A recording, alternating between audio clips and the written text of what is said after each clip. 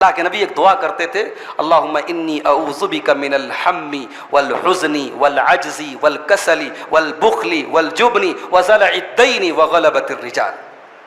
اے اللہ میں تیری پناہ چاہتا ہوں رنج سے، غم سے، عاجزی سے، لاچاری سے، کاہلی سے، بخیلی سے، بزدلی سے اور قرض سے، اور لوگوں کے میرے اوپر غالب آ جانے سے، لوگ میرے اوپر غالب آ جائیں، حاوی ہو جائیں، میں اس سے تیری پناہ چاہتا ہوں۔ آج دنیا پریشان ہے غموں سے، ٹینشن سے، ڈپریشن سے۔ ہمارے بہت سارے نوجوان جب ٹینشن میں ہوتے ہیں نا تو کوئی سیڈ سانگ لگا کے موبائل پر سننے لگتے ہیں۔ بہت سارے نوجوان شراب کا سہارا لیتے ہیں اپنے غم کو بھلانے کے لیے۔ بہت سارے لوگ سگریٹ پیتے ہیں اپنے ٹینشن کو دور کرنے کے لیے۔ اور حالات یہاں تک ہیں کہ جب کوئی راستہ نظر نہیں آتا، اگلے دن پیپر میں خبر آتی ہے کہ اسٹوڈنٹ نے خودکشی کر لی، اس سے لگتا ہے کہ میری پرابلم کا یہی حل ہے، میرے ماں باپ میرے اوپر اتنا خرچ کر رہے ہیں، میں میڈیکل کا ٹیسٹ نہیں پاس کر پا رہا ہوں، وہ اپنی جان کو ختم کر دیتا ہے، خودکشی کر لیتا ہے، سوسائڈ۔ مصیبتوں میں پکارو تو اس اللہ کو پکارو جس نے یونس کو مچھلی کے پیٹ سے نکالا، جس نے زکریا کو بڑھاپے میں یحییٰ دیا، جس نے ابراہیم کو بڑھاپے میں اسماعیل دیا، جس نے آدم و حوا کی توبہ کو قبول کیا، جس نے نوح علیہ السلام کو کشتی پہ سوار کیا، جس نے ایوب کی بیماری کو دور کیا، جس نے حضرت عیسیٰ کو بچا کر کے زندہ آسمان پر اٹھا لیا، اور جس نے محمد عربی جناب محمد رسول اللہ صلی اللہ علیہ وسلم کو دشمنوں کے نرغے سے ہمیشہ بچایا۔ الحمدللہ نحمده ونستعینه ونستغفره ونعوذ باللہ من شرور انفسنا ومن سیئات اعمالنا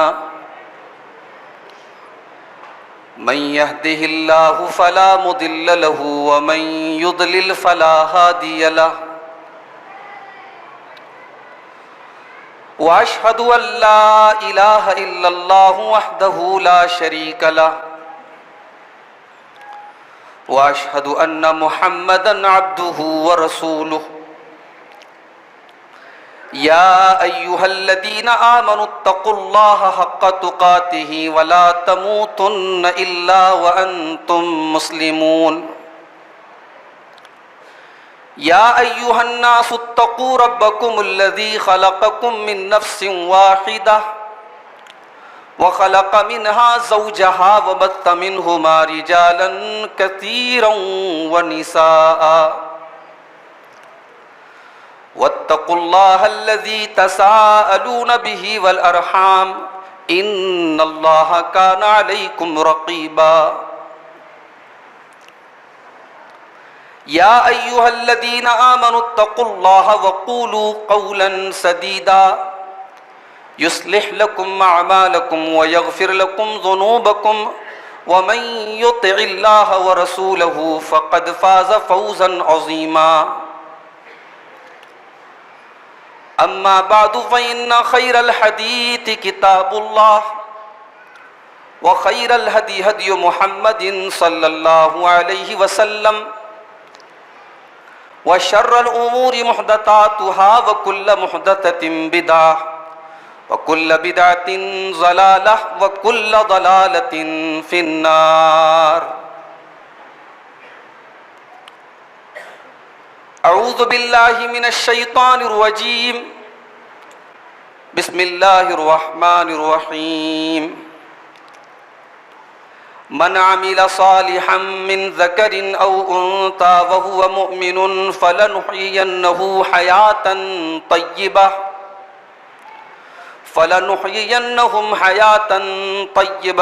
ولنجزينهم أحسن الذي ما كانوا يعملون۔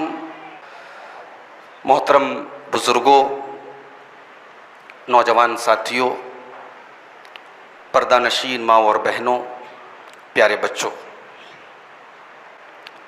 رمضان کی 21ویں رات ہے۔ 5 طاق راتوں میں یہ پہلی طاق رات ہے۔ آج کی رات ان راتوں میں سے ایک ہے جن میں ہمارے پیارے نبی جناب محمد الرسول اللہ صلی اللہ علیہ وسلم راتوں کو جاگتے تھے اپنے رب کو یاد کرتے تھے، نماز پڑھتے تھے، اللہ کا ذکر کرتے تھے، تلاوت کرتے تھے۔ ہمیں اور آپ کو بھی اپنے نبی کے طریقے پر عمل کرتے ہوئے آج کی رات کو گنوانا نہیں ہے انشاءاللہ۔ آج کی رات ہمیں اپنے رب کو راضی کرنا ہے، اور آج کی یہ مجلس بھی اسی سلسلے کی ایک کڑی ہے۔ اللہ کے گھر میں ہم بیٹھے ہیں، مسجد میں بیٹھے ہیں، اور قرآن و سنت کی باتوں کو سننے کے لیے بیٹھے ہیں۔ یہ بھی ذکر کی مجلس ہے، یہ بھی اللہ کو یاد کرنے کی مجلس ہے۔ اللہ سے دعا کیجئے اللہ ہماری اس مجلس کو قبول فرمائے، کہنے سننے سے زیادہ ہم سب کو عمل کرنے کی توفیق عطا فرمائے، آمین۔ آج کی اس رات کے لیے میں نے جو ٹاپک چنا ہے، جو عنوان میں نے منتخب کیا ہے، وہ بڑا ہی اہم عنوان ہے، اور وہ عنوان ایسا ہے جو ہم میں سے ہر انسان سے ریلیٹڈ ہے۔ کوئی یہ نہیں کہہ سکتا کہ مجھے اس کی ضرورت نہیں ہے، اور اس عنوان کا نام ہے اسلام میں غم کا علاج۔ کون ایسا انسان ہے جو یہ کہہ دے کہ میری زندگی میں کوئی غم نہیں ہے، کوئی دکھ نہیں ہے، کوئی ٹینشن نہیں ہے، کوئی تکلیف نہیں ہے؟ امیر سے امیر انسان، دولت مند سے دولت مند انسان، یہاں تک کہ دنیا کے بادشاہوں کو بھی کچھ نہ کچھ غم، کچھ نہ کچھ ٹینشن، کچھ نہ کچھ پریشانیاں سب کو آتی ہیں۔ کہیں ماں باپ پریشان ہیں بچوں سے کہ بچے ہمارے بڑے نافرمان ہیں، کہیں بچے پریشان ہیں اپنے ماں باپ سے کہ ہمارے ماں باپ ہمارے ساتھ بڑی ناانصافی کر رہے ہیں، کہیں شوہر کو شکایت ہے کہ بیوی میری بات نہیں مانتی، بڑی نافرمان ہے، کہیں بیوی پریشان ہے کہ شوہر بھٹک رہا ہے، مجھے چھوڑ کر کے دوسری عورتوں سے تعلق قائم کر رہا ہے، کہیں ساس بہو کے جھگڑے ہیں، کہیں بیماریوں کی تکلیف ہے، کہیں کاروبار کی ٹینشن ہے۔ الغرض دنیا کا کوئی انسان ایسا نہیں ہے جس کی زندگی میں کوئی غم نہ ہو، کوئی دکھ نہ ہو، کوئی ٹینشن نہ ہو۔ اللہ نے قرآن میں فرمایا لَقَدْ خَلَقْنَا الْإِنسَانَ فِي كَبَدٍ، ہم نے انسان کو پریشانیوں میں، مشقتوں میں، تکلیفوں میں پیدا کیا ہے۔ انسان اس دنیا میں اگر زندہ رہے گا تو تکلیفیں دیکھے گا، پریشانیاں دیکھے گا۔ ایسا نہیں ہو سکتا ہے کہ انسان زندہ بھی رہے اور دنیا میں رہے اور پریشانیاں نہ دیکھے۔ لَقَدْ خَلَقْنَا الْإِنسَانَ فِي كَبَدٍ، ہم نے انسان کو پریشانیوں میں، مشقتوں میں پیدا کیا ہے۔ دوسرے مقام پر اللہ نے فرمایا وَأَنَّهُ هُوَ أَضْحَكَ وَأَبْكَى، اللہ ہی کی ذات ہے جو بندوں کو ہنساتی بھی ہے، اور اللہ ہی کی ذات ہے جو بندوں کو رلاتی بھی ہے۔ خوشی کے ساتھ دنیا میں ہزاروں غم بھی ہوتے ہیں، کہیں بجتی ہے شہنائی، کہیں ماتم بھی ہوتے ہیں۔ اس کائنات میں دکھوں کا، غموں کا، ٹینشن کا، پریشانیوں کا بڑا طویل سلسلہ ہے میرے بھائیوں۔ کیا اللہ کے نبیوں پر پریشانی نہیں آئی؟ کیا اللہ کے رسولوں پر غم کے پہاڑ نہیں ٹوٹے؟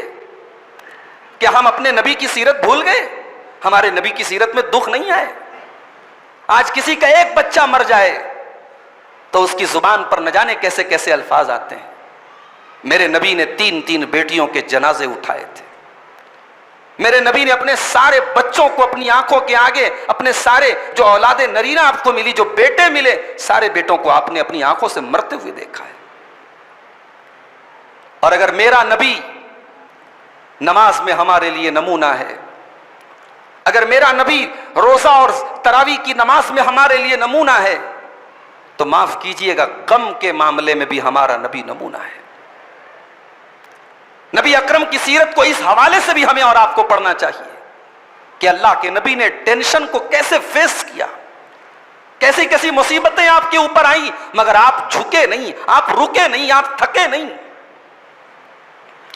کبھی ایسا بھی ہوا کہ آپ نماز پڑھنے کے لیے سجدہ کرتے ہیں اور آپ کی گردن پر گندگی لا کے ڈال دی جاتی ہے۔ کبھی ایسا بھی ہوا کہ کوئی جاہل آتا ہے اور محمد عربی کے گلے میں چادر کو ڈال کر کے آپ کا گلا دبانے کی کوشش بھی کرتا ہے۔ کبھی ایسا بھی ہوا کہ آپ کو گوشت میں زہر ملا کر کے کھلایا بھی گیا۔ کبھی ایسا بھی ہوا کہ آپ کو اپنا وطن چھوڑ کر کے، مکہ کو چھوڑ کر کے جانا بھی پڑا۔ کبھی ایسا بھی ہوا کہ دشمن نے تیر چلایا اور تیر آپ کی بیٹی زینب کو لگا اور ان کا انتقال ہو گیا۔ کبھی ایسا بھی ہوا کہ آپ نے اپنے 70 صحابہ کی لاشوں کو اپنے آگے پڑا ہوا دیکھا۔ کبھی ایسا بھی ہوا کہ آپ کے صحابہ کو دھوکے سے پکڑ کے لے کے جایا گیا اور شہید کر دیا گیا، قتل کر دیا گیا، اور 70 ایسے صحابہ جو قرآن کے حافظ تھے، جو قرآن کے قاری تھے، جو قرآن کے عالم تھے، جو آپ کے بڑے قیمتی صحابہ تھے، انہیں دھوکہ دے کر کے شہید کر ڈالا گیا، اور 1 مہینے تک اللہ کے نبی قنوت نازلہ پڑھتے رہے اور دشمنوں کے لیے بد دعا کرتے رہے۔ کیا نبی کی زندگی میں دکھ نہیں آئے؟ ہاں، یہ الگ بات ہے کہ نبی اکرم کی زندگی میں جو دکھ آئے ان دکھوں کا تعلق دین سے تھا۔ نبی کبھی اپنی دنیا کے لیے دکھی نہیں ہوئے۔ 2 مہینے تک نبی کے گھر میں چولہا نہیں جلا۔ اماں عائشہ کہتی ہیں 2 مہینے گزر جاتے تھے، میرے گھر میں چولہا نہیں جلتا تھا، کھجور کھا کر کے، پانی پی کر کے ہم گزارا کرتے تھے، مگر نبی نے کبھی یہ شکوہ نہیں کیا اللہ سے، کیا اللہ مجھے 2 مہینے سے کھانا نہیں ملا ہے۔ نبی ساری زندگی مٹی کے ایک چھوٹے سے کمرے میں زندگی گزارتے رہے، ایک معمولی سی چٹائی پر لیٹتے رہے۔ آپ کے کمرے میں نہ کوئی فرنیچر تھا، نہ کوئی مسیری تھی، نہ کوئی آرام کی چیز تھی۔ حضرت عمر فاروق رضی اللہ تعالیٰ عنہ اللہ کے نبی کے کمرے میں آتے ہیں، صحیح بخاری کی حدیث ہے، کہتے ہیں نبی کے کمرے میں نے دیکھا ایک معمولی سی چٹائی بچھی ہے، ایک تھوڑا سا جو رکھا ہوا ہے، ایک لکڑی کا پیالہ رکھا ہوا ہے، ایک چمڑے کا تھیلا رکھا ہوا ہے۔ یہی کل کائنات ہے، یہی ایسٹس ہے، یہی سرمایہ ہے، یہی نبی کے کمرے کی کل کائنات ہے۔ عمر فاروق کی آنکھوں سے آنسو بہنے لگتے ہیں۔ اے اللہ کے نبی، روم کا بادشاہ قیصر اپنے محل میں آرام کرتا ہے، ایران کا بادشاہ کسرا اپنی حویلی میں عیش کرتا ہے، اور آمینہ کا لال اور عبداللہ کا دلارا اور عبد المطلب کا پوتا اور ہم سب کے دلوں کا چین محمد عربی صلی اللہ علیہ وسلم اتنی سادہ، اتنی معمولی، اتنی پریشانی کی زندگی گزارتا ہے۔ ہمارا نبی اتنی پریشانی کی زندگی گزارتا ہے۔ اللہ کے نبی حضرت عمر کو تسلی دیتے ہوئے کہتے ہیں کہ اے عمر، اما ترضا ان تکون لهم الدنیا وتکون لنا الآخرہ۔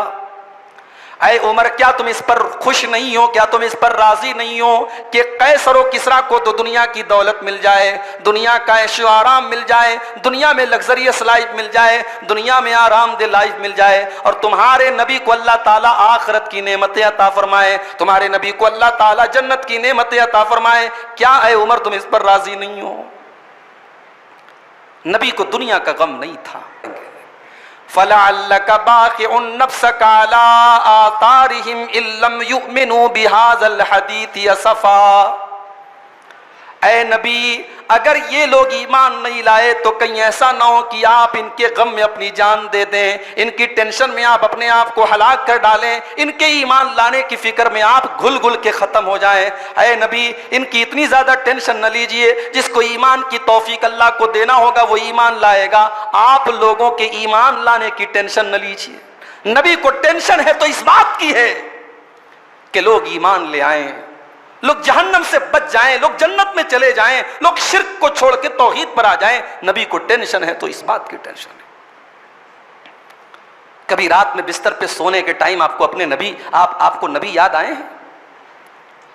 کبھی آپ اپنے بیوی بچوں کے درمیان ہنستے کھیلتے موج مستی کرتے ہوئے کبھی آپ نے سوچا کہ آپ کا نبی 1400 سال پہلے آپ کے لیے آنسو بہا چکا ہے؟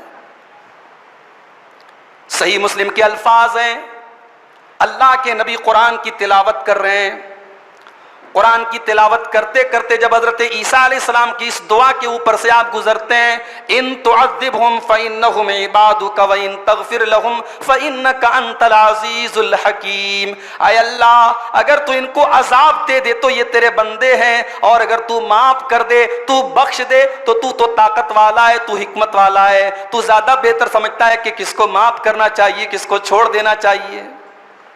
یہ عیسیٰ علیہ السلام نے دعا کی اپنی امت کے لیے۔ پھر آگے اللہ کے نبی قرآن کی اس آیت پر پہنچتے ہیں. حضرت ابراہیم علیہ السلام اللہ سے دعا کر رہے ہیں, فَمَن تَبِعَنِي فَإِنَّهُ مِنِّي وَمَنْ عَصَانِي فَإِنَّكَ غَفُورٌ رَحِيمٌ. اے اللہ, جو میری پیروی کرتا ہے, جو مجھے فالو کرتا ہے, وہ تو میرا امتی ہے, اور جو میری نافرمانی کرتا ہے, اے اللہ تو تو غفور الرحیم ہے, تو معاف کر دینے والا ہے, تو رحم کر دینے والا ہے. اے اللہ تو اس کو معاف کر دینا, تو رحم کر دینا. پیارے نبی نے دیکھا کہ عیسیٰ نے اپنی امت کے لیے دعا مانگ لی, ابراہیم نے اپنی قوم کے لیے دعا مانگ لی. پیارے نبی کو خیال آیا کہ میری امت کا کیا ہوگا, میری امت تو دنیا کی سب سے بڑی امت ہے, قیامت تک آنے والی میری امت ہے. آپ نے رب کی بارگاہ میں ہاتھ اٹھائے, آپ نے فرمایا اللہم امتی اللہم امتی. اے اللہ میری امت کا کیا ہوگا, اے اللہ میری امت کا کیا ہوگا. اللہ تبارک و تعالیٰ کو اپنے نبی کے آنسو گوارا نہ ہوئے, اللہ نے اپنے نبی کی آنکھوں سے آنسو بہنے نہ دیا. اللہ نے جبریل کو بھیجا, جاؤ اے جبریل میرے نبی سے پوچھو کیوں رو رہے ہو. حالانکہ اللہ کو سب معلوم ہے, لیکن اللہ اپنے نبی کی زبان سے کہلوانا چاہتا ہے. اللہ کے نبی فرماتے ہیں اے اللہ میں اپنی امت کے لیے رو رہا ہوں. اللہ نے جبریل کے ذریعے کہلوایا انا سنردیک فی امتک ولا نسوءک. اے نبی آپ اپنی امت کے بارے میں پریشان نہ ہو. اگر آپ کی امت آپ کے راستے پر رہے گی, اگر توحید پر رہے گی, اگر صحیح عقیدے پر رہے گی, ہم آپ کی امت کے بارے میں آپ کو خوش کر دیں گے. آپ کی امت کے بارے میں آپ کو پریشان ہونے کی ضرورت نہیں ہے. اس نبی کو اگر غم ہے تو اپنی امت کا غم ہے.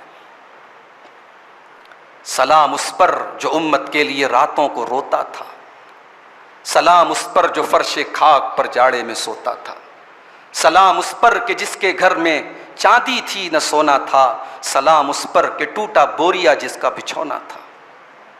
تو نبی کی زندگی میں بھی غم آئے ہیں میرے بھائی, ہماری بھی زندگی میں غم آتے ہیں. مگر ہم جب غمگین ہوتے ہیں تو ہم کیا کرتے ہیں؟ ہمارے بہت سارے نوجوان جب ٹینشن میں ہوتے ہیں نا تو کوئی سیڈ سانگ لگا کے موبائل پر سننے لگتے ہیں. بہت سارے نوجوان شراب کا سہارا لیتے ہیں اپنے غم کو بھلانے کے لیے. بہت سارے لوگ سگریٹ پیتے ہیں اپنے ٹینشن کو دور کرنے کے لیے. اور حالات یہاں تک ہیں کہ جب کوئی راستہ نظر نہیں آتا, میڈیکل کا اسٹوڈنٹ بار بار محنت کرتا ہے, اور جب وہ نیٹ کو نہیں نکال پاتا ہے, جب وہ میڈیکل کا انٹرنس پاس نہیں کر پاتا ہے, اگلے دن پیپر میں خبر آتی ہے کہ اسٹوڈنٹ نے خودکشی کر لی. اس سے لگتا ہے کہ میری پرابلم کا یہی حل ہے, میرے ماں باپ میرے اوپر اتنا خرچ کر رہے ہیں, میں میڈیکل کا ٹیسٹ نہیں پاس کر پا رہا ہوں. وہ اپنی جان کو ختم کر دیتا ہے, خودکشی کر لیتا ہے, سوسائڈ کر لیتا ہے. آج دنیا پریشان ہے غموں سے, ٹینشن سے, ڈپریشن سے. سوال یہ ہے کہ ہماری شریعت نے کیا علاج بتایا ہے, قرآن و سنت کے اندر کیا علاج بتایا گیا, کیا سولوشن بتایا گیا, کیا حل بتایا گیا. اگر ہماری زندگی میں غم آئے, ٹینشن آئے تو ہمیں کیا کرنا چاہیے. میں چاہتا ہوں کہ آج کی تقریر میں کچھ اس پر روشنی ڈالی جائے. یاد رکھیے میرے بھائیوں, اسلام میں غم کا سب سے پہلا علاج یہ ہے کہ آپ اپنے عقیدے کو درست کیجیے. ایک اللہ کے در کے بھیکاری بنیے. در در کی ٹھوکریں کھائیں گے تو ہمیشہ بے چین رہیں گے, ہمیشہ پریشان رہیں گے, ہمیشہ ٹینشن میں رہیں گے. یا ایھا الناس انتم الفقراء الی اللہ واللہ هو الغنی الحمید. اے انسانوں تم سب کے سب اللہ کے فقیر ہو, اللہ کے محتاج ہو, اللہ کے در کے بھیکاری ہو. اپنے آپ کو اللہ کے در کا بھیکاری بنا لو, تمہاری ٹینشن دور ہو جائے گی, تمہارے غم دور ہو جائیں گے. جب انسان کا عقیدہ درست نہ ہو میرے بھائیوں, تو کبھی وہ اپنے ہاتھ میں دھاگا پہنتا ہے, کبھی گلے میں تعویذ لٹکاتا ہے, کبھی مزاروں کی خاک چھانتا ہے, کبھی جھنڈوں کو سلامی دیتا ہے, کبھی بلی کو دیکھ کے راستہ کاٹ لیتا ہے, کبھی پرندے کو دیکھ کر کے کوئی غلط عقیدہ تصور کر لیتا ہے. جب انسان کا عقیدہ خراب ہوتا ہے تو اس کی زندگی میں بے چینی ہوتی ہے, اس کی زندگی میں ٹینشن ہوتی ہے. توحید والا سکون سے زندگی گزارتا ہے, کیونکہ توحید یہ انسان کی فطرت کی آواز ہے, انسان کے دل کی آواز ہے. بچہ ماں کے پیٹ سے توحید کے ساتھ پیدا ہوتا ہے. فَأَقِمْ وَجْهَكَ لِلدِّينِ حَنِيفًا. اے نبی آپ اپنا چہرہ اللہ تعالیٰ کی طرف کر لیجئے, اللہ کے دین کی طرف کر لیجئے. فَأَقِمْ وَجْهَكَ لِلدِّينِ حَنِيفًا، اللہ کے دین کے لیے آپ اپنا چہرہ یکسو کر لیجئے. فطرت اللہ التی فطر الناس علیہا، اللہ کا دین اسلام ہی دین فطرت ہے. یہ فطرت کی آواز ہے، یہ نیچر کی آواز ہے. اللہ کے نبی فرماتے ہیں جب بچہ پیدا ہوتا ہے اسلام پر پیدا ہوتا ہے، توحید پر پیدا ہوتا ہے. بچے کے ماں باپ اسے یہودی بناتے ہیں، بچے کے پیرنٹس اسے عیسائی بناتے ہیں، بچے کے ماں باپ اسے مجوسی بناتے ہیں. بچہ تو رب کی توحید پر پیدا ہوتا ہے، بچہ ایک اللہ کو ماننے والا پیدا ہوتا ہے. تو اگر غم کا علاج کرنا ہے تو سب سے پہلے اپنے اندر توحید پیدا کرو میرے بھائی. اور اگر مسلمان کو توحید بتانی پڑے تو یہ شرم کی بات ہے. اسلام کی تو بنیاد ہے توحید، قرآن کی تو بنیاد ہے توحید. وَلَقَدْ بَعَثْنَا فِي كُلِّ أُمَّةٍ رَسُولًا أَنِ اعْبُدُوا اللَّهَ وَاجْتَنِبُوا الطَّاغُوتَ. ہم نے ہر نبی کو یہی میسج دے کر کے بھیجا کہ اپنی قوم سے جا کر کے کہہ دو کہ صرف اللہ کی عبادت کرنا ہے اور غیر اللہ کی عبادت نہیں کرنا ہے. ہر نبی کا یہی میسج تھا. اور اللہ نے ہمیں اور آپ کو پیدا کیوں کیا؟ ہماری پیدائش کا مقصد بھی توحید ہے. وَمَا خَلَقْتُ الْجِنَّ وَالْإِنسَ إِلَّا لِيَعْبُدُونَ. میرے بندو، ہم نے تم کو صرف اور صرف اپنی توحید کے لیے پیدا کیا ہے. توحید اس دنیا کے دل کی دھڑکن ہے. جس دن اس دنیا میں ایک بندہ بھی توحید پر نہیں رہے گا، دنیا اسی دن تباہ ہو جائے گی.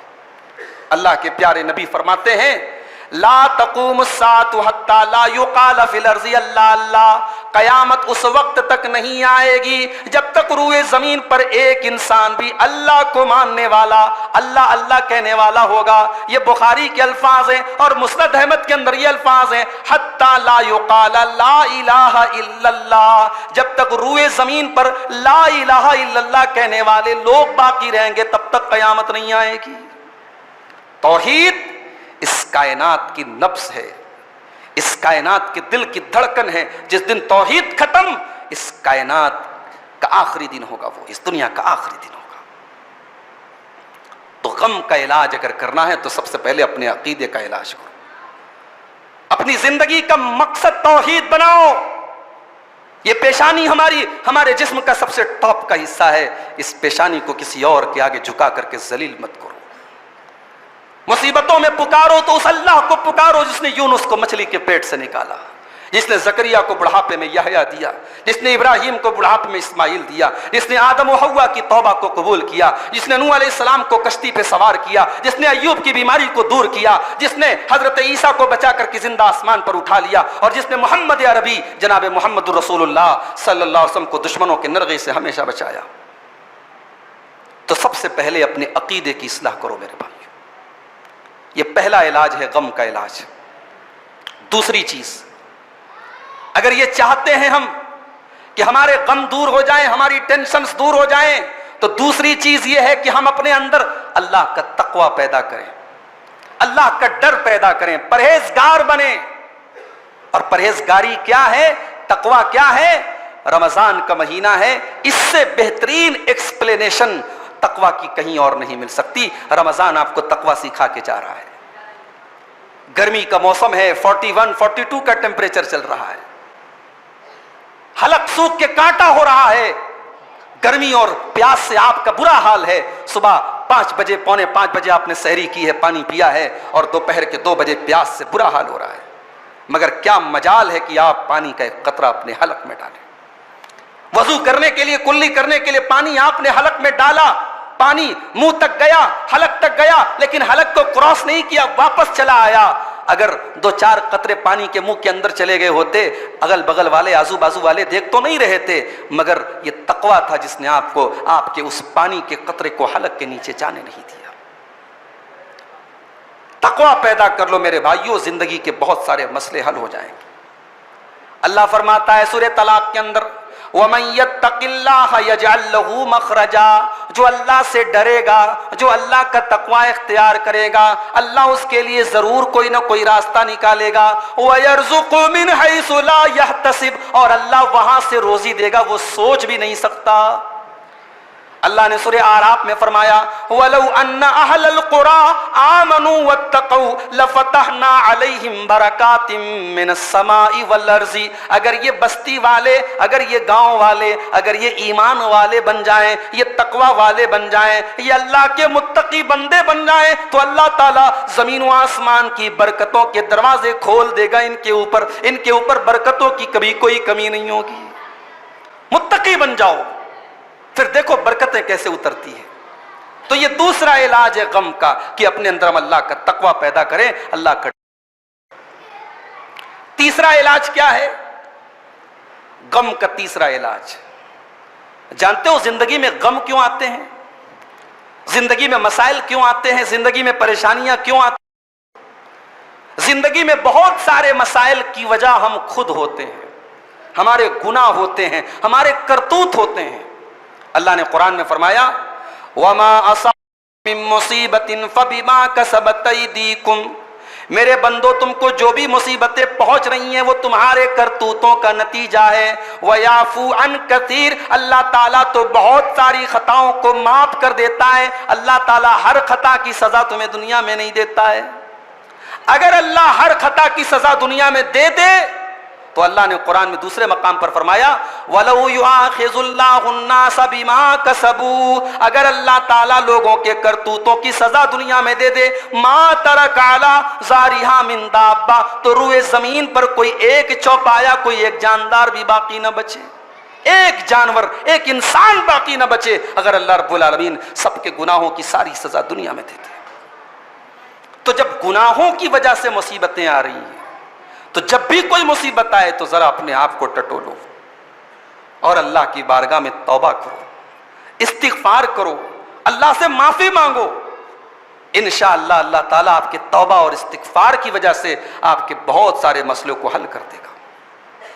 قرآن کریم کا 29واں پارہ کھولو، حضرت نوح علیہ السلام اپنی قوم سے کہتے ہیں فَقُلْتُ اسْتَغْفِرُوا رَبَّكُمْ إِنَّهُ كَانَ غَفَّارًا يُرْسِلِ السَّمَاءَ عَلَيْكُمْ مِدْرَارًا وَيُمْدِدْكُمْ بِأَمْوَالٍ وَبَنِينَ وَيَجْعَلْ لَكُمْ جَنَّاتٍ وَيَجْعَلْ لَكُمْ أَنْهَارًا۔ میں نے اپنی قوم کے لوگوں سے کہا کہ اے میری قوم کے لوگوں، تم اللہ تعالیٰ سے استغفار کرو، اپنے گناہوں کی معافی مانگو، اللہ بہت بڑا معاف کرنے والا، بخش دینے والا ہے۔ وہ آسمان سے موسلادھار بارش تم پر برسائے گا، وہ مال بھی دے گا، وہ اولاد بھی دے گا، وہ نہریں بھی دے گا، وہ باغات بھی دے گا۔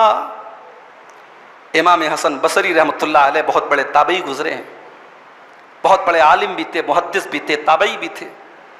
ان کی مجلس لگی ہے، شاگرد بیٹھے ہوئے ہیں، اسٹوڈنٹس بیٹھے ہوئے ہیں، ایک آدمی آتا ہے، امام صاحب بڑا مسئلہ ہے، بارش نہیں ہو رہی ہے، قحط سالی پڑی ہے، سوکھا پڑا ہے، کوئی حل بتا دیجئے۔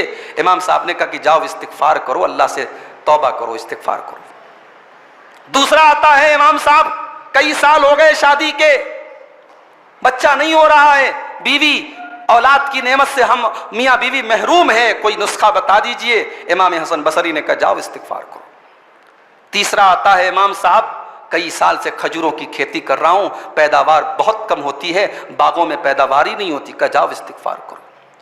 چوتھا آتا ہے، امام صاحب ندی نالے سوکھ گئے ہیں، پانی کی بڑی زبردست قلت ہے، کہا جاؤ استغفار کرو۔ شاگردوں نے بڑی حیرت سے پوچھا استاد صاحب یہ کیا کر رہے ہیں آپ، سب کو ایک ہی دوا بتا رہے ہیں، سب کو ایک ہی فارمولا بتا رہے ہیں۔ کہا یہ میرا فارمولا نہیں ہے، یہ رب کا فارمولا ہے، اور یہی قرآن کی آیت پڑھ دی کہ دیکھو اللہ نے تمام چیزوں کا حل بتایا ہے استغفار کو۔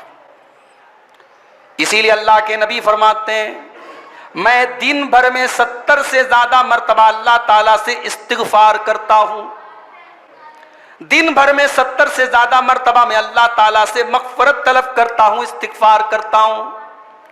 اور اسی لیے اللہ کے پیارے نبی یہ بھی فرماتے ہیں من لزم الاستغفار جعل اللہ لہ من کل ہم فرجا، جو پابندی سے استغفار کرے گا اللہ تعالیٰ ہر غم سے اس کو نجات دے گا، ومن کل ضیق مخرجا، ہر تنگی سے نکلنے کا راستہ دے گا، ورزقہ من حیث لا یحتسب، اور وہاں سے روزی دے گا کہ وہ سوچ بھی نہیں سکتا۔ تو یہ تیسرا نسخہ ہے کہ توبہ اور استغفار کرو۔ چوتھی چیز نمبر 4، اسلام میں غم کا چوتھا علاج، اگر آپ کی زندگی میں غم ہے تو اس ذات کو کثرت سے یاد کیجئے جو غموں کو دور کرنے والا ہے. فَاذْكُرُونِي أَذْكُرْكُمْ، میرے بندو مجھے یاد کرو میں تمہیں یاد کروں گا. میرا ذکر کیا کرو، میں مصیبتوں میں تمہارا سہارا بنوں گا، میں تم کو یاد کروں گا، تمہارے کام آؤں گا. الذین آمنوا وتطمئن قلوبهم بذکر اللہ الا بذکر اللہ تطمئن القلوب. اللہ فرماتا ہے میرے بندو ہمارے ذکر سے، ہماری یاد سے تمہارے دلوں کو سکون پہنچے گا، تمہارے دل کو اطمینان پہنچے گا. ہم کو جتنا تم یاد کرو گے، ہمارا جتنا ذکر کرو گے، تمہارے دلوں کو سکون پہنچے گا. اللہ کو یاد کیجیے. اللہ کے نبی فرماتے ہیں، صحیح مسلم کی روایت ہے، حدیث قدسی ہے، اللہ کے نبی فرماتے ہیں کہ اللہ تعالیٰ فرماتا ہے انا عند ظن عبدی بی، میں اپنے بندے کے گمان کے مطابق بن جاتا ہوں. میرا بندہ میرے بارے میں جیسا سوچتا ہے میں ویسا بن جاتا ہوں. وَأَنَا مَعَهُ إِذَا ذَكَرَنِي، اور میرا بندہ جب بھی مجھے یاد کرتا ہے میں اپنے بندے کے ساتھ ہوتا ہوں. اگر بندہ اپنے دل میں مجھے یاد کرتا ہے تو اللہ کہتا ہے کہ میں بھی اپنے نفس میں اس کو یاد کرتا ہوں. اگر بندہ کسی محفل میں مجھ کو یاد کرتا ہے میں اس سے بہتر محفل میں اس کو یاد کرتا ہوں. اگر بندہ ایک بالشت، اس کو پتہ نہیں آپ کے کیا بولتے ہیں، یہ جو ایک پنجے کا پیمانہ ہوتا ہے اس کو اردو میں بالشت بولتے ہیں، ہمارے بنارس کی زبان میں اس کو بتا بولتے ہیں، بتا. ایک بالشت یا ایک بتا اگر بندہ میری طرف بڑھتا ہے میں ایک ہاتھ اس کی طرف بڑھتا ہوں. اگر بندہ ایک ہاتھ میری طرف بڑھتا ہے میں ایک گز اس کی طرف بڑھتا ہوں. اگر بندہ چل کر کے میرے پاس آتا ہے میں دوڑ کر کے اس کے پاس آتا ہوں. اللہ کو یاد تو کرو. ہمارا مسئلہ یہ ہے کہ ہم کو مصیبتوں میں اللہ یاد آتا ہے، سکھ میں اللہ یاد نہیں آتا. بچہ تندرست ہو تو کون اللہ کو یاد کرتا؟ بچہ بیمار ہو تب دعا کا خیال آتا ہے. کاروبار اچھا چل رہا ہو تب کون اللہ کو یاد کرتا ہے؟ جب کاروبار میں مندی آئے، جب تجارت میں گھاٹا آئے تب اللہ یاد آتا ہے. اسی لیے اللہ کے نبی کہتے ہیں تعرف الیہ فی الرخاء یعرفک فی الشدہ، اپنے اچھے دنوں میں تم اللہ کو یاد کرو، اللہ برے دنوں میں تم کو یاد رکھے گا. اور ایک بات بتاؤں، جب انسان اللہ کا ذکر کرتا ہے تو جانتے ہو اس کو ہمیشہ ایک بات کا احساس ہوتا ہے کہ اللہ میرے ساتھ ہے. اور جب یہ فیلنگ ہو جائے کہ اللہ میرے ساتھ ہے تو کرٹیکل سے کرٹیکل سچویشن اور برے سے برے حالات میں بھی انسان مایوس نہیں ہوتا ہے. آئیے میں ایک سچویشن آپ کے سامنے بیان کر رہا ہوں. 1400 سال پہلے مکہ کی سرزمین سے دو لوگ نکلتے ہیں.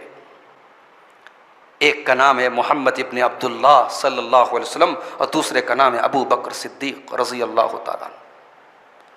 یہ دونوں ہستیاں نکل رہی ہیں مکہ سے. اللہ کی طرف سے حکم ملا ہے کہ آپ کو مدینہ جانا ہے، یثرب جانا ہے. اللہ کے نبی ڈپلومیسی اختیار کرتے ہیں. اسلام صرف دعاؤں کے ذریعے نہیں پھیلا ہے، معاف کیجیے گا، اسلام کے پھیلنے میں حکمت اور ڈپلومیسی کا بھی بہت بڑا رول رہا ہے. نبی اکرم کو اللہ تعالیٰ چاہتا کوئی قالین بھیج دیتا، میرے نبی قالین پر بیٹھ جائیے ہوا میں اڑ کر کے مکہ سے مدینہ چلے آئیے، مگر نہیں. نبی نے مکہ سے مدینہ کا 480 کلومیٹر کا سفر بڑی مشقتوں سے طے کیا ہے. مکہ سے مدینہ کا نارمل راستہ نبی نے نہیں اپنایا. ساحل سمندر کے پاس کا راستہ جو بہت لمبا پڑتا ہے نارمل راستے کے مقابلے میں، اس راستے کو اللہ کے نبی نے چنا. اس زمانے میں گوگل میپ نہیں تھا کہ صاحب آپ کہیں بھی بیٹھے ہیں لوکیشن بھیج دیجئے. اس زمانے میں لوگ سفر کرتے تھے تو گائیڈ لیتے تھے، جو راستوں کے جانکار ہوتے تھے وہ منزل تک پہنچاتے تھے. اللہ کے نبی نے گائیڈ لیا پیسہ دے کر کے، غیر مسلم کو گائیڈ بنایا اور ہجرت کے سفر پہ نکلے. 3 دن تک اللہ کے نبی غار ثور نام کے غار میں رہے. یہ غار کہاں ہے؟ یہ مکہ سے مدینہ کے نارمل راستے میں نہیں ہے، یہ سمندر والے راستے میں ہے یہ غار ثور. اور اس غار ثور میں جب اللہ کے نبی 3 دن تک رہے تو حضرت ابو بکر کی بڑی بیٹی حضرت اسما رضی اللہ تعالیٰ عنہا یہ توشہ لے کر کے اپنے باپ کو اور اللہ کے نبی کو کھانا پہنچاتی تھی. آج غار ثور میں میرے جیسا جوان آدمی پہنچنے میں اور چڑھنے میں ہانپنے لگتا ہے. میں قربان جاؤں ابو بکر کی بیٹی پر، حضرت عائشہ کی بڑی بہن پر، کہ اللہ کی یہ بندی اور نبی کی یہ صحابیہ 3 دن لگاتار اپنے رسول کے لیے اور اپنے باپ کے لیے توشہ پہنچانے جاتی تھی. اور ایک دن جب توشہ پہنچانے کے لیے کوئی کپڑا نہیں مل رہا تھا، حضرت اسماء رضی اللہ تعالی عنہا نے اپنے دوپٹے کو 2 ٹکڑے کر دیا اور ایک دوپٹے کے 1 ٹکڑے سے اس توشے کو باندھا. اس لیے حضرت اسماء کو ذات النطاقین بھی کہا جاتا ہے کہ انہوں نے نبی کے توشے کے لیے اپنے دوپٹے کے 2 ٹکڑے کر دیے. اسی غار ثور میں اللہ کے نبی اپنے یار غار حضرت ابوبکر صدیق کے ساتھ جب موجود تھے میرے پیارے ساتھیوں، تو قرآن کریم نقشہ کھینچتا ہے، الا تنصروه فقد نصره الله اذ اخرجه الذين كفروا ثاني اثنين اذ هما في الغار اذ يقول لصاحبه لا تحزن ان الله معنا. مسلمانوں کان کھول کر کے سن لو، تمہیں میرے نبی کی مدد کرنی پڑے گی، اگر نہیں کرو گے تو کوئی پرواہ نہیں ہے، اللہ اپنے نبی کی مدد کر چکا ہے. یاد کرو جب کافروں نے میرے نبی کو نکال دیا تھا اور میرا نبی اور ان کے ساتھی ابو بکر صدیق جب یہ دونوں غار ثور میں پہنچ گئے تھے اور ابو بکر اپنے دوست سے کہہ رہے تھے، اپنے نبی سے کہہ رہے تھے، اللہ کے نبی اپنے دوست سے کہہ رہے تھے لا تحزن ان اللہ معنا، اے ابو بکر گھبراؤ نہیں، اے ابو بکر ڈرو نہیں، اے ابو بکر ٹینشن مت لو، اللہ ہمارے ساتھ ہے. اتنا کہنا تھا کہ اللہ ہمارے ساتھ ہے، ابو بکر کے دل کو سکون پہنچ گیا. یہ بہت بڑی طاقت ہے ہماری کہ اللہ ہمارے ساتھ ہے. یہ فیلنگ، یہ احساس غار ثور کے اس نازک، اس کریٹیکل مومنٹ پر جہاں دشمن بالکل غار ثور کے قریب پہنچ جاتا ہے اور حضرت ابو بکر صدیق کہتے ہیں کہ اے اللہ کے نبی اگر انہوں نے ذرا سا جھانک لیا تو ہم اریسٹ ہو جائیں گے، گرفتار ہو جائیں گے. اللہ کے نبی کہتے ہیں کہ اے ابو بکر ہم دونوں اکیلے نہیں، اللہ ہمارے ساتھ ہے. تو اللہ کے ساتھ ہونے کی جو فیلنگ ہے نا، یہ غم کو دور کر دیتی ہے. حضرت موسیٰ علیہ الصلوۃ والسلام اپنے ساتھیوں کو لے کر کے جا رہے ہیں، بنی اسرائیل کو لے کر کے.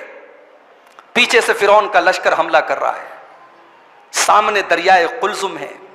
جب دریا تک پہنچ گئے تو حضرت موسیٰ کے ساتھیوں نے کہا کہ اے موسیٰ اب کیا کریں گے ہم، انا لمدرکون، اب تو ہم پکڑ لیے جائیں گے. پیچھے فرعون کا پورا لاؤ لشکر آ رہا ہے، سامنے پانی ہے، کوئی تیسرا آپشن نہیں، کہاں جائیں گے ہم. حضرت موسیٰ علیہ الصلوۃ والسلام نے بڑے اطمینان سے جواب دیا کلا ان معی ربی سیہدین، میرا پروردگار میرے ساتھ ہے، وہ ضرور کوئی نہ کوئی راستہ نکالے گا. ادھر موسیٰ علیہ الصلوۃ والسلام کی زبان سے یہ جملہ نکلا، ادھر اللہ نے موسیٰ کو حکم دیا فأوحینا الی موسیٰ ان اضرب بعصاک البحر فانفجر فکان کل فرق کالطود العظیم. ہم نے موسیٰ سے کہا کہ اے موسیٰ تو اپنی لاٹھی کو اس پانی کے اوپر مار دے. موسیٰ نے لاٹھی کو پانی کے اوپر مارا، پانی پھٹ گیا اور دونوں طرف پانی کی موجیں پہاڑ کی طرح کھڑی ہو گئیں. کبھی دیکھا ہے آپ نے ایسا کہ بیچ دریا میں راستہ بن گیا ہو اور پانی دونوں طرف پہاڑ کی طرح کھڑا ہو گیا ہو؟ اللہ نے جب آپ اللہ کے بارے میں یہ فیلنگ کرتے ہیں کہ اللہ ہمارے ساتھ ہے تو اللہ پانی کو پہاڑ بنا دیتا ہے. تو اللہ کو کثرت سے آپ یاد کیجئے، یہ غموں کا بہت بڑا علاج ہے. اگر آپ اللہ کا ذکر کریں گے، اللہ کو یاد کریں گے، اللہ آپ کو غمگین ہونے نہیں دے گا، اللہ آپ کو ٹینشن میں پڑنے نہیں دے گا. آگے بڑھتے ہیں، 4 چیزیں ہو گئیں. نمبر 5، اسلام میں غم کا 5واں علاج. اگر آپ یہ چاہتے ہیں کہ آپ کے غم دور ہو جائیں، آپ کی ٹینشن دور ہو جائے، آپ کا ڈپریشن ختم ہو جائے، تو میرے بھائی میری بہن اپنی زندگی کو ایمان و عمل والی زندگی بنا لو. اپنی زندگی کو ایمان سے سجا لو اور اپنی زندگی میں ہو سکے جتنی بھلائی اور نیکی کے کام ہو سکے کرو. آپ کی نیکیاں آپ کے غموں کو دور کریں گی. اللہ نے قرآن کے 14ویں پارے میں فرمایا من عمل صالحا من ذکر او انثى وهو مؤمن، جو بھی مرد یا عورت ایمان والا ہو اور نیک عمل کرنے والا ہو، فلنحینہ حیاتا طیبہ، ہم اسے دنیا کے اندر بہت اچھی زندگی دیں گے، اسے پیسفل زندگی دیں گے، اسے سکون والی زندگی دیں گے، اسے بہترین زندگی دیں گے. وَلَنَجْزِيَنَّهُمْ أَحْسَنَ الَّذِي مَا كَانُوا يَعْمَلُونَ، اور آخرت میں بھی اس کے عمل کا بہترین بدلہ دیں گے. اگر آپ کی زندگی ایمان اور عمل والی ہے، اللہ آپ کو دنیا میں پریشانی اور مصیبت سے بچائے گا. میرے بھائی، بخاری اور مسلم کی روایت ہے، اللہ کے نبی صحابہ کے ساتھ بیٹھے ہیں، ایک جنازہ گزرتا ہے، اللہ کے نبی فرماتے ہیں مستریح او مستراح منہ، یہ جو جنازہ جا رہا ہے یا تو یہ جنازہ لوگوں کو سکون دے کے جا رہا ہے یا یہ سکون پا کے جا رہا ہے، یا تو یہ لوگوں کو راحت دے کے جا رہا ہے یا یہ راحت پا کے جا رہا ہے۔ صحابہ نے کہا ہے اللہ کے نبی کیا مطلب ہے آپ کی اس بات کا، کیا کہنا چاہتے ہیں آپ؟ جنازہ جا رہا ہے اور آپ کہہ رہے ہیں کہ راحت دے کے جا رہا ہے یا راحت پا کے جا رہا ہے، کیا مطلب ہے اس بات کا؟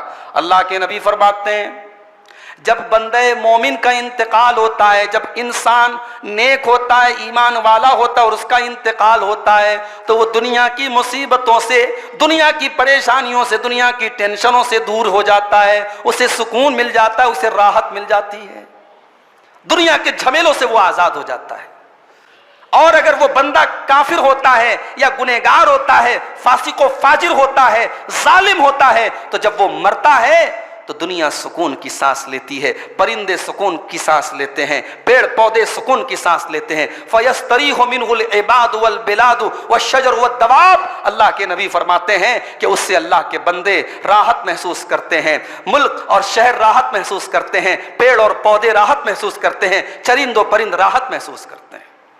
اپنی زندگی کو ایسا بناؤ میرے بھائی، وہ شاعر نے کہا ہے نا، موت اس کی ہوئی جس کا کرے زمانہ افسوس، یوں تو دنیا میں سبھی آئے ہیں مرنے کے لیے۔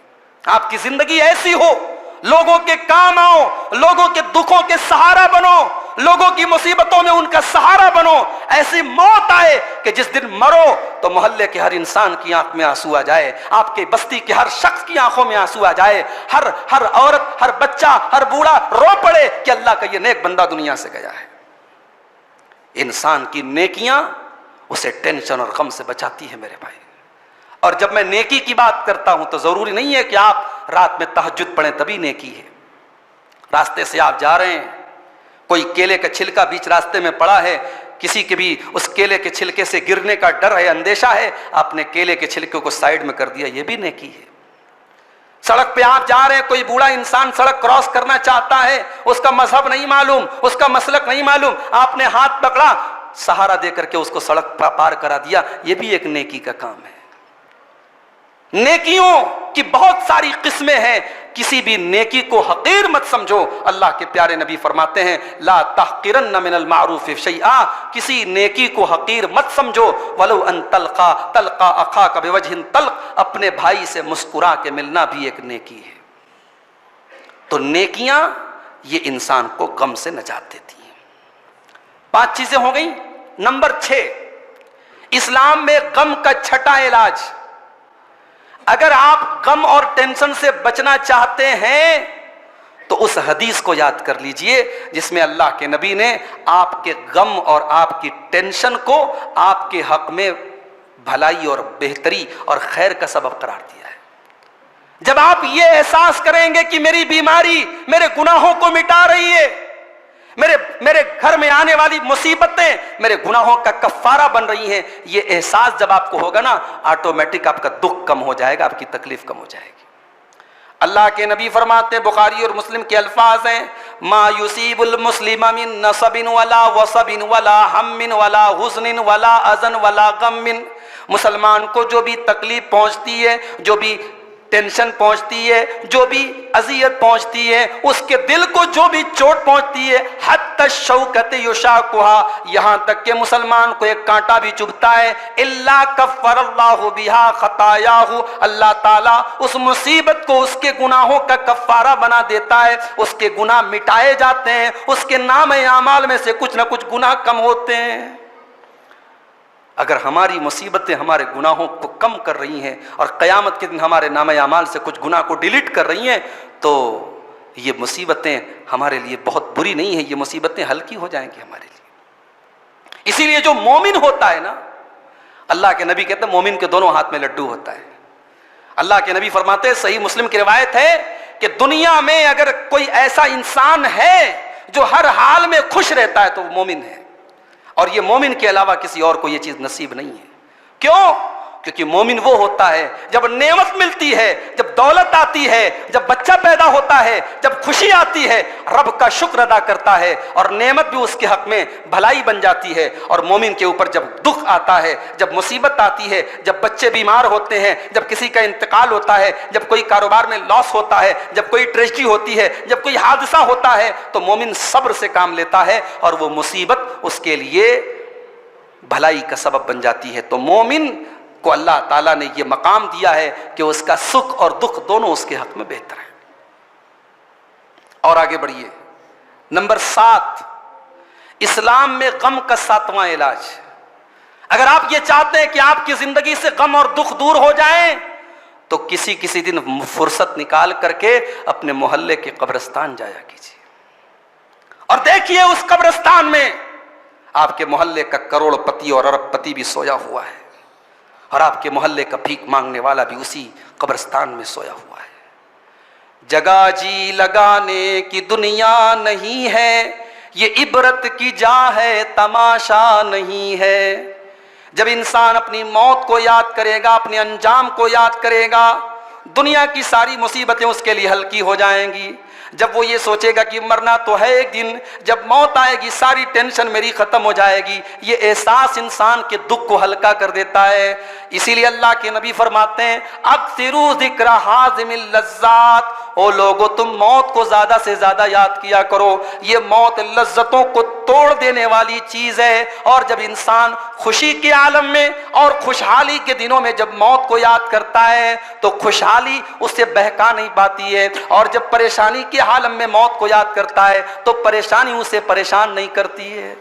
موت کو یاد کیا کرو، اپنے انجام کو یاد کیا کرو میرے بھائی۔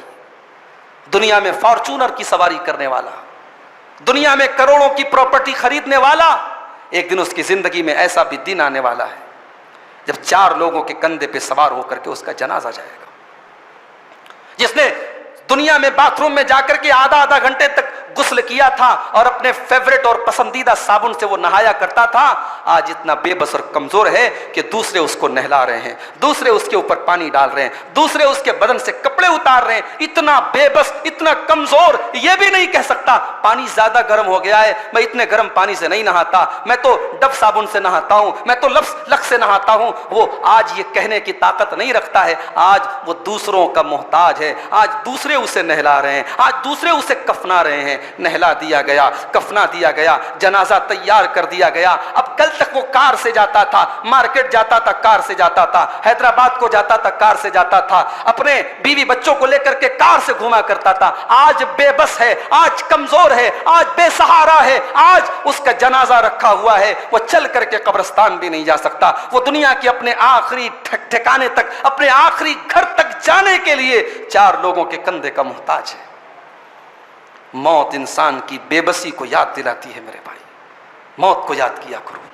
موت یہ آپ کو غموں کی تکلیفوں کو کم کر دے گی، آپ کی ٹینشن کو کم کر دے گی اگر جب آپ اپنی موت کو یاد کریں گے۔ وہ جادوگروں سے جب فرعون نے کہا تھا میں تمہیں سولی پر چڑھا دوں گا، تمہارے ہاتھ پیر کاٹ دوں گا، تو جادوگروں نے کیا کہا تھا؟ قالوا لا ضیر انا الی ربنا منقلبون۔ جادوگروں نے کہا تو ہمارے ہاتھ کاٹ دے، چاہے پیر کاٹ دے، چاہے سولی پہ چڑھا دے، چاہے جان ہماری ختم کر دے، ہمیں مرنا ہے اور اپنے رب کے پاس جانا ہے۔ یہ جو مومن کے اندر یہ احساس ہوتا ہے نا، میں مر کے اللہ کے پاس جانا ہے، یہ احساس اسے نیڈر بنا دیتا ہے، اسے بہادر بنا دیتا ہے۔ اس لیے موت کو یاد کیا کرو میرے بھائی، موت کو یاد کرنے سے بھی آپ کے غم اور ٹینشن کم ہو جائیں گے۔ 7 چیزیں ہو گئی۔ نمبر 8، 8ویں چیز اسلام میں غم کا 8واں علاج، دعا کیا کرو، اللہ سے دعائیں کیا کرو۔ اور بہت ساری دعائیں اللہ کے نبی مصیبت میں مانگا کرتے تھے۔ ایک بڑی پیاری دعا اللہ کے نبی پڑھتے تھے، یا حی یا قیوم برحمتک استغیث، اے وہ ذات جو ہمیشہ سے زندہ ہے اور ہمیشہ زندہ رہے گی، اے قیوم، اے زمین و آسمان کو قائم رکھنے والی ذات، برحمتک استغیث، میں تیری رحمت کا سہارا چاہتا ہوں، تیری رحمت کی فریاد مانگ رہا ہوں۔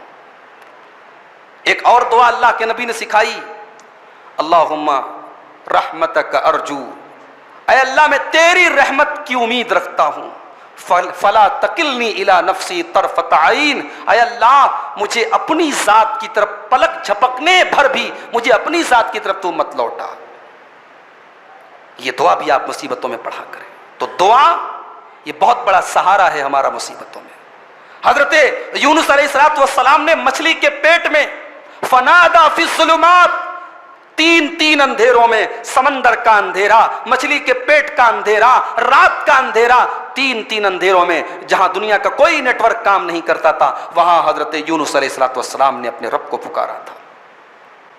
فنادا فی الظلمات اللہ الہ الا انت سبحانک انی کنت من الظالمین، اے پروردگار تیرے سوا میرا کوئی سہارا نہیں ہے، تیرے سوا میرا کوئی معبود نہیں ہے، تو پاک ہے، میں ظالم ہوں، میں گنہگار ہوں، میں خطا کار ہوں، اے اللہ تو میری اس مصیبت کو دور کر دے۔ اللہ کے نبی فرماتے ہیں مچھلی والے اس نبی کی دعا کو انسان کسی بھی مصیبت میں اگر اس دعا کے ساتھ اگر دعا کرے گا، اللہ ضرور اس کی دعا کو قبول کرے گا۔ تو مانگنا ہے تو اس سے مانگو میرے بھائی جو مصیبت دور کر سکتا ہے۔ مصیبتوں میں ان سے کیا کہنا، ان سے کیا فریاد کرنا؟ ارے فریاد اس سے کرو، شکوہ اس سے کرو جس سے یعقوب نے شکوہ کیا تھا۔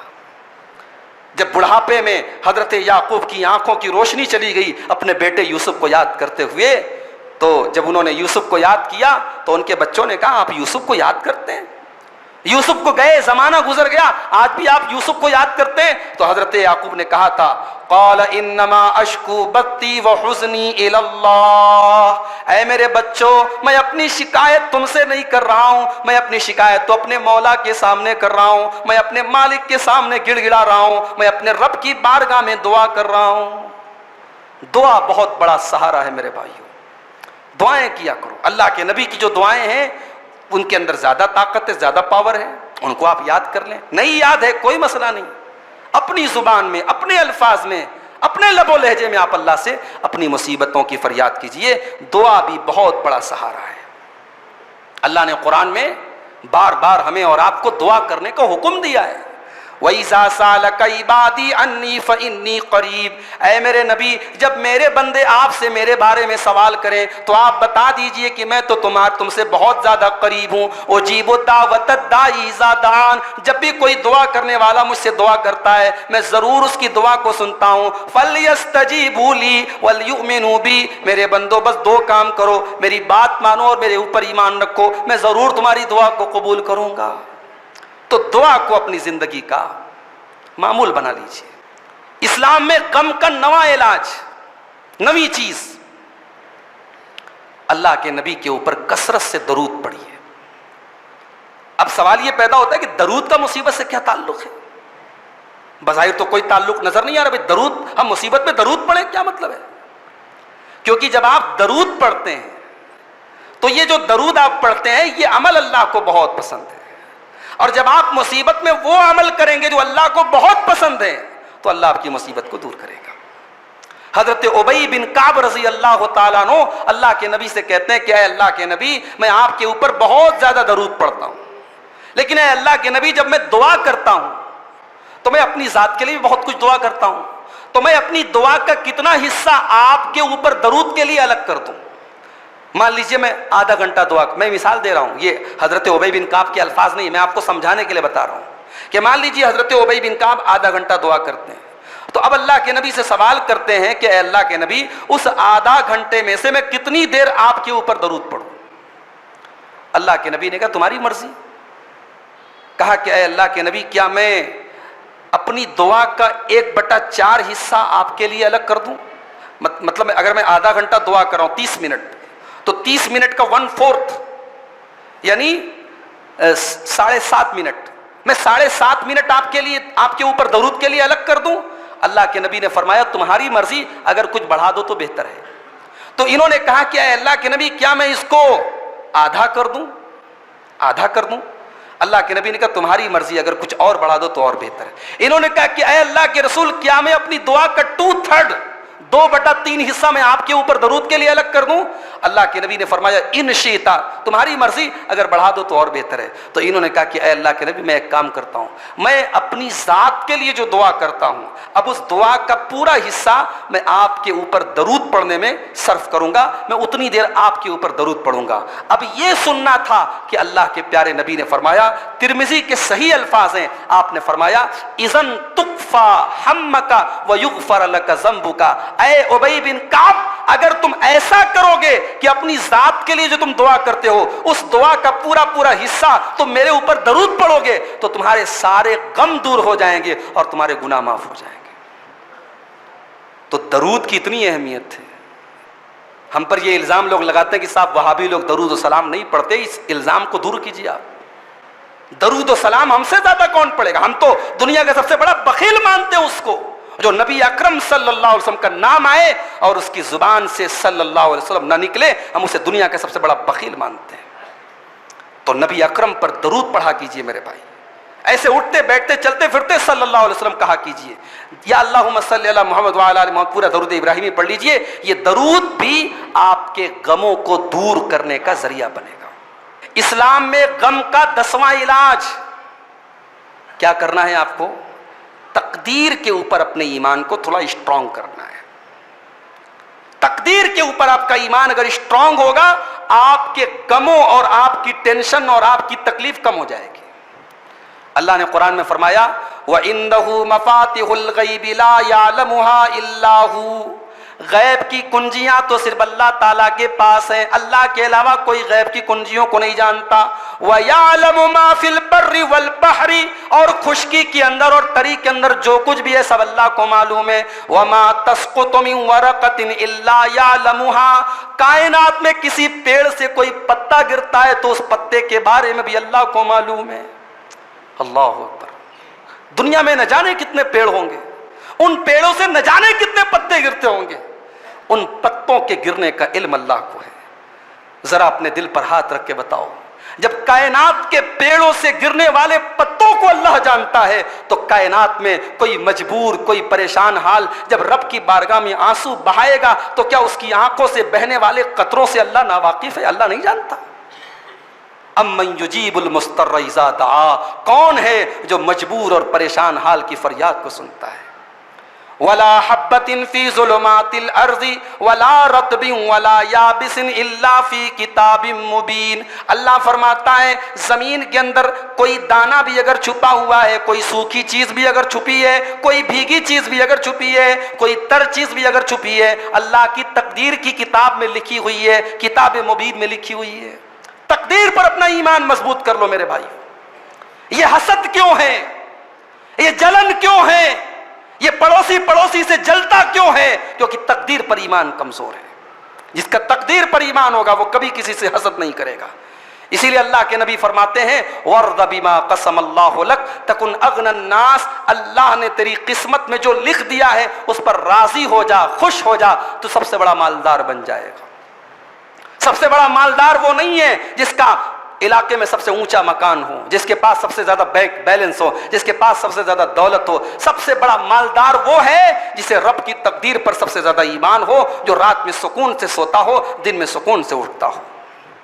اور ایک آخری حدیث سنا کر کے بات ختم کر رہا ہوں، بہت ہی پیاری حدیث ہے، اور امام مسلم رحمۃ اللہ علیہ اس حدیث کو تقدیر کے چیپٹر میں لائے ہیں۔ اس حدیث کا تقدیر کے ساتھ بہت گہرا کنیکشن ہے، بہت گہرا تعلق ہے۔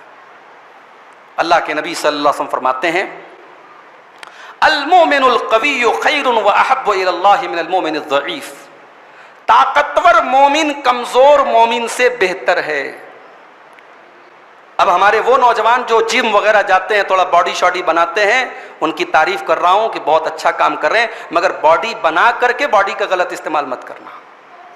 جسم کو مضبوط بنا کر کے کسی پر ظلم مت کرنا، جسم کو مضبوط بناؤ ظلم کے خلاف ہاتھ اٹھانے کے لیے، ظلم کا مقابلہ کرنے کے لیے، کسی پر ظلم کرنے کے لیے اپنی طاقت کا استعمال مت کرو۔ اور ہمارے وہ نوجوان جو گٹکھا وغیرہ کھاتے ہیں وہ اللہ کے واسطے باز آ جائیں۔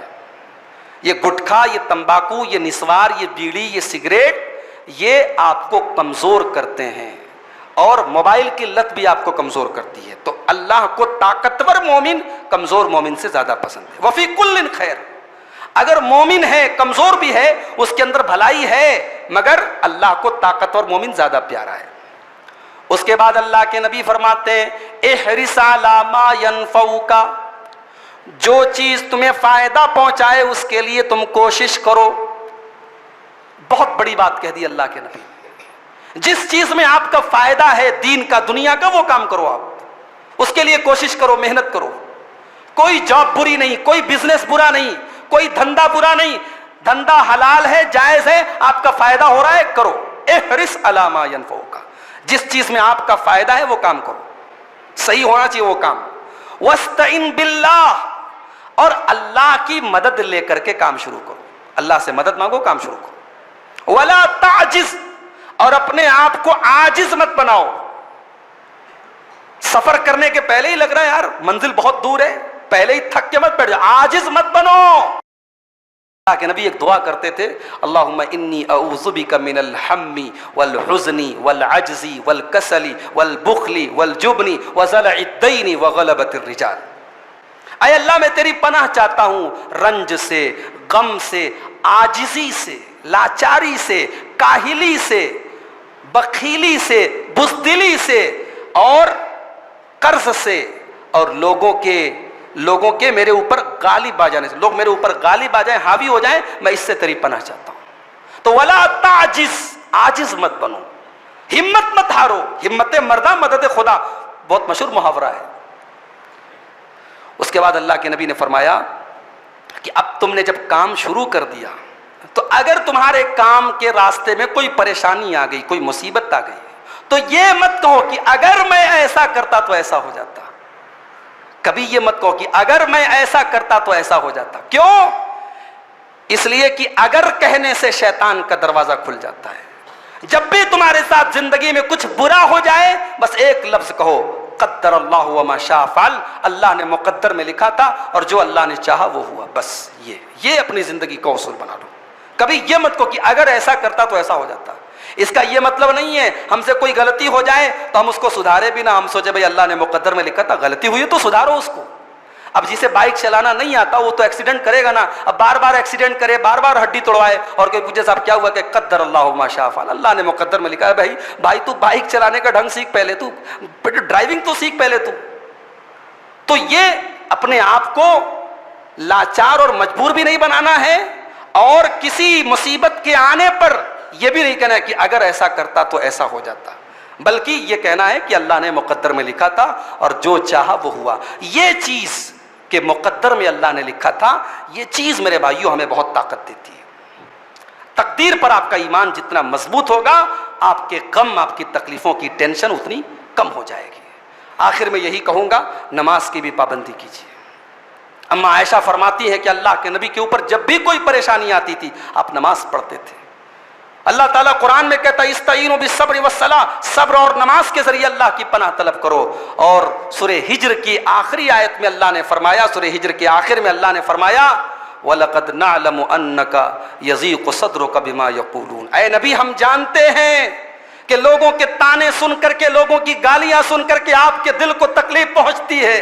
فَسَبِّحْ بِحَمْدِ رَبِّكَ وَكُن مِّنَ السَّاجِدِينَ, اے نبی آپ اگر اپنی ٹینشن کو دور کرنا چاہتے ہیں, اپنے دل کی بے چینی کو دور کرنا چاہتے ہیں, تو اپنے رب کی تسبیح بیان کیجئے اور سجدہ کرنے والوں میں شامل ہو جائیے, نماز پڑھنے والوں میں شامل ہو جائیے. وَاعْبُدْ رَبَّكَ حَتَّى يَأْتِيَكَ الْيَقِينُ, اور اے نبی مرتے دم تک نماز پڑھ جائے گی. تو اسلام میں غم کا علاج کے موضوع پر یہ چند موٹی موٹی باتیں میں نے ہم اللہ سے دعا کریں ہم سب کی زندگی میں جو بھی غم ہیں, جو بھی ٹینشن ہیں, جو بھی ہمارے دلوں کو تکلیف پہنچانے والی چیزیں ہیں, اللہ سب کو دور فرما دے. اللہ ہماری پریشانیوں کو دور فرما دے. اللہ ہم میں سے جو بیمار ہیں اللہ ان کی بیماری سے ان کو شفا عاجل عطا فرمائے. جو روزگار سے پریشان ہیں, روزی روٹی سے پریشان ہیں, اللہ ان کے کاروبار میں برکت نصیب فرما دے. جو اپنی بہنوں بیٹیوں کے لیے رشتے کے لیے پریشان ہیں اللہ ان کو نیک اور دیندار رشتے مہیا فرما دے. جن کے گھروں میں جھگڑے ہیں, بھائی بھائی کا جھگڑا ہے, باپ بیٹے میں نہیں بن رہی ہے, عورتوں کے درمیان جھگڑا ہے, اللہ ان کے جھگڑوں کو دور کر کے گھروں میں محبت کا ماحول پیدا فرما دے۔ جن کی اولادیں نافرمان ہیں اللہ ان کی اولاد کو فرما بردار بنا دے۔ جن کے والدین اپنی اولاد پر بے جا سختی کر رہے ہیں اللہ ان والدین کو صحیح سمجھ عطا فرما دے۔ اللہ ہم سب کو دیندار بنائے، اللہ ہمیں نمازی بنائے، اللہ ہمارے گھر والوں کو ہماری آنکھوں کی ٹھنڈک بنائے۔ رب العالمین ہمیں نیکی کے کاموں میں بڑھ چڑھ کر کے حصہ لینے والا بنا دے۔ رب العالمین ہمارے ملک کی حفاظت فرمائے۔ رب العالمین ہمارے مسلمانوں میں اتحاد پیدا فرما دے۔ رب العالمین ہمارے دلوں میں ایک دوسرے کے خلاف جو بھی میل کچیل ہے اللہ اس کو دور فرما دے۔ اللہ ہماری عبادتوں ٹوٹی پھوٹی عبادتیں ہیں جو بھی ہیں اللہ ان کو اپنے فضل و کرم سے قبول فرما لے۔ رب العالمین ان طاق راتوں میں، رمضان کی ان مقدس راتوں میں اپنے بندوں کی مغفرت فرماتا ہے، اپنے بندوں کے گناہوں کو معاف کرتا ہے۔ اللہ ان خوش نصیب بندوں میں ہمیں بھی شامل فرما دے۔ اللہ ہمارے روزوں کو قبول فرما لے، ہماری تراویح کو قبول فرما لے، ہمارے طاق راتوں میں جاگنے کو قبول فرما لے۔ رب العالمین ہمیں اپنے محبوب بندوں میں شامل فرما دے۔ اللہ ہمیں ہر اس عمل کی توفیق دے جو جنت میں لے کے جانے والا ہے، اور ہر اس عمل سے بچا لے جو جہنم میں لے کے جانے والا ہے۔ اللہم انک عفو تحب العفو فاعف عنا، اللہم انک عفو تحب العفو فاعف عنا، اللہم انک عفو تحب العفو فاعف عنا۔ ربنا تقبل منا انک انت السمیع العلیم وتب علینا انک انت التواب الرحیم، وصلی اللہ تعالی علی نبینا محمد وعلی آلہ وصحبہ اجمعین، آمین۔ والسلام علیکم ورحمۃ اللہ وبرکاتہ۔